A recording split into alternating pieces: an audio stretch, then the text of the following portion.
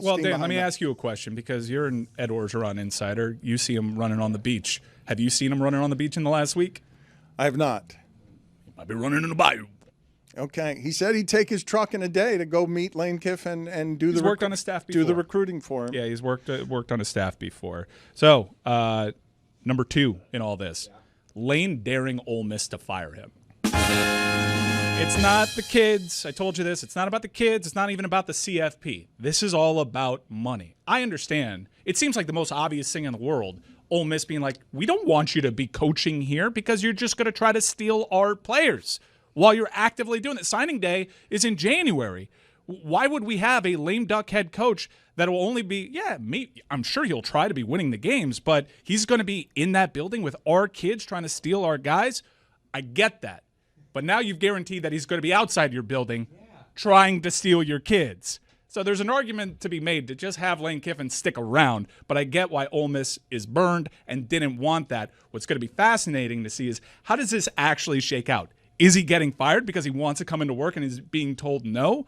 Or is his buyout going to be paid by LSU? I think all that stuff is still being figured out. How can anyone think it'd be appropriate for him to continue coaching the team for what they would hope would be another month and a half? All right. I think Summerall's coaching Tulane. Different situation. How can anyone think it's okay for, let's say we're at the beginning of January, and instead of getting ready to play in the national semifinal, Lane Kiffin is out recruiting and putting stuff together for, the other team in the SEC, same league, the other team in the SEC that he also coaches. But the lack of perspective that allows a sentence to, just hit off the stray end of the business of this is we can't have Lane around the kids. He'll steal them.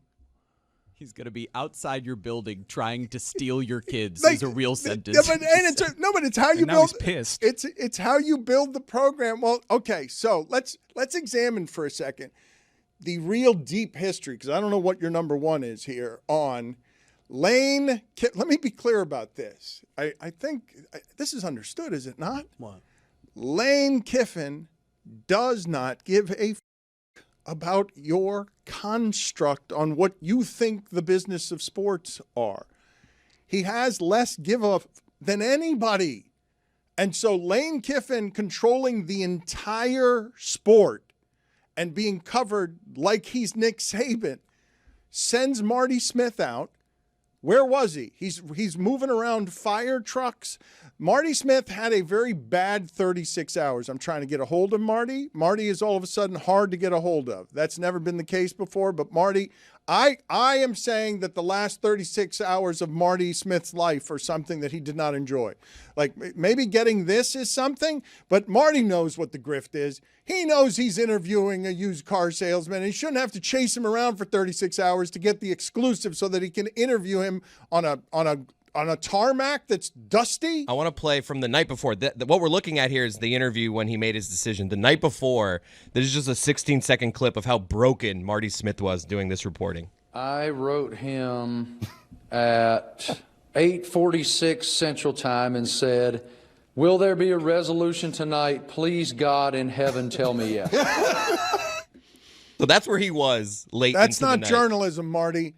Marty, this is not journalism we're doing when you're chasing someone around a fire truck and saying, "Please end this, sir. Put me out of my misery." Will there be a resolution tonight? Please, God in heaven, tell me yes. He knows this is wrong what they're doing to Marty Smith. When Marty was given that gig, he definitely thought it was going to be like one stand-up and then go home, right? Please, God in heaven, we can't tell be me in yes. on the grift of the business of this so much that we. Please, God in heaven, tell me yes. Marty's like, let me get back to the football. Football Saturdays are fun. What is this nonsense? Having to chase Lane Kiffin around. I know what. Please, God in heaven, tell me yes. Lane, I know what you are. We all know what you are who cover the sport. We kind of like it. We kind of like that you're dirty. You tell the truth. But then he got him for that interview, and he asked all the right questions. It Did was he? a 5-minute interview. It was just, it was all right. And So- Lane gave him the proper amount of time. Lane and Marty go way back. All They right, have so a great is relationship. Mississippi, what sounds worth playing here on where Mississippi's going to get back, get mad before we get to Mike's number 1? let's just play the first one where Lane just kind of gives him credit for all the reporting he's done. Well, first, I just watched you do something unbelievable and go off-road around the fire trucks to get here, so amazing job by you. you know that this was a very challenging, difficult day. You know, we went through a lot last night with Keith Carter trying to figure out a way, you know, to make this playoff, you know, run work and be able to coach the team. And at the end of the day, that's his decision. And I totally respect that. I understand that decision. And, you know, so I just totally wish the team the best of luck, wish that I was coaching, but understand that it was a very challenging position for him and the chancellor to be in, and totally respect that. So, you know, just really hope they play really well and go win the national championship. Lane Kiffin's going to be outside your building trying to steal your kids. It's wild. He's like, you went around a fire truck. Like, what if Marty Smith got arrested trying to do this I think report? Marty did. I'm guessing that Marty Smith Scheffler situation. had a rented truck and did go off-roading. I think that Marty broke the law in order to get that interview, but also questioned his life and his self-worth while he did so. Please, God in heaven, tell me. Yes, like this is not what we do with our sources, Marty. You know better than this.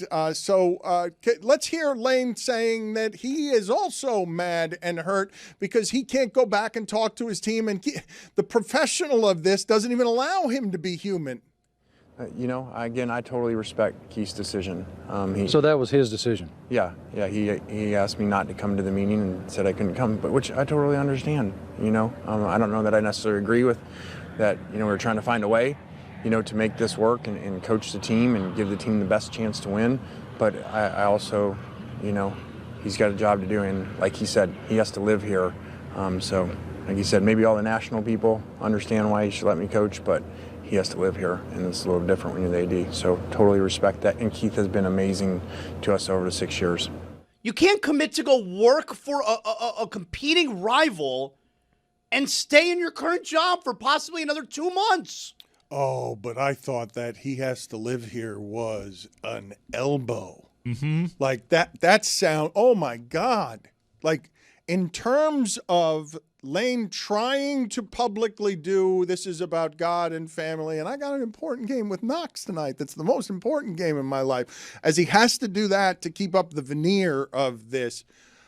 I thought for him to hit him in the elbow with something that is, he has to live here, Like which makes it he has to live here. Which makes it sound like, well, he's got to live with the fandom as I take off in a private jet. He has to live in the community, but it's also the slight of, you have to live here. I never wanted to live here. Oh, I thought it was just the former there. So, like you said, maybe all the national people understand why he should let me coach, but he has to live here. That is actually worse than he has to live here, which is like, he's kind of small time in Ole Miss. I understand why everyone in the nation would want me coaching Ole Miss because I am the program, but, you know, he's got to live here.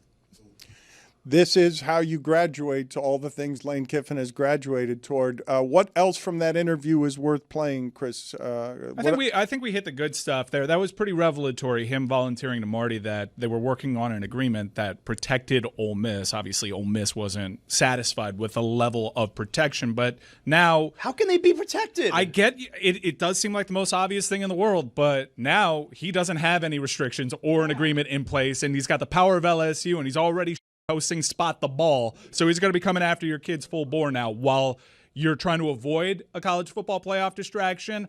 I don't think you're going to get that. I think Lane Kiffin's going to try to acquire Ole Miss talent. gets to keep their integrity. You know, I mean, no, but hold on. That matters. That matters. Does it? That matters when you're spurned like this. When someone says you're not good enough for me, I'm going elsewhere. Basically, at that point, all you have is your integrity. But they're not good enough for him, and they won't be as good as they are right now. They have a legitimate chance to win in the college football playoff with the most creative offensive mind in the sport, with a great offense that can go win this thing.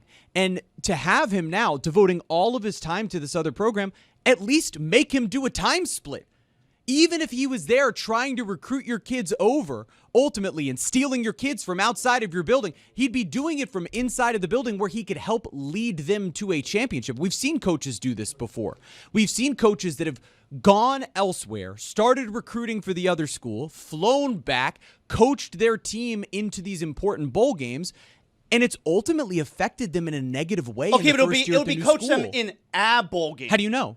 No, I'm talking about past examples. Like, past examples was coaching an AB Bowl game, when now it's coaching the team for almost another 2 months. Well, it was During already signing a day month in and a that half. signing day falling in that window. The difference now is National Signing Day happens while the college football playoff is going I'm going to on. say Right, it. having him be distracted while trying to coach Ole Miss can only help you if you're Ole Miss and you're getting your next I don't coach know in that line. that's true. To me, I'll say it. This calendar's wacky. it is. It really is. No, but you know what? That's a cop-out, man, the whole calendar thing.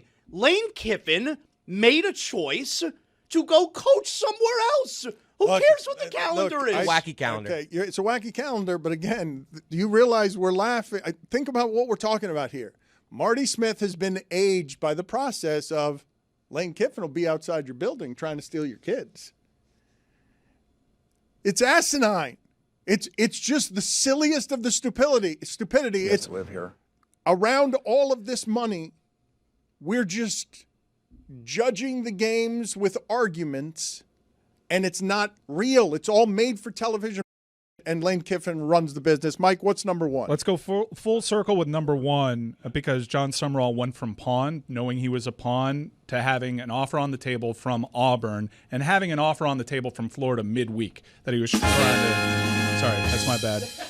Trying to decide between Auburn and Florida. The decision was made. He knew that he was a pawn for Florida and a backup plan, but Auburn was forcing him to keep guys like Durkin on his staff, and he didn't feel like he had the autonomy over his staff at Auburn, which is why he goes back and takes half of what they offered to Lane and landed on Florida. I think that Zaz is more of an insider than you are. All right, You're on the come up. cool. I'm just going to leave this segment early. You can be hurt by that, but Zaslow Keep gets working hard.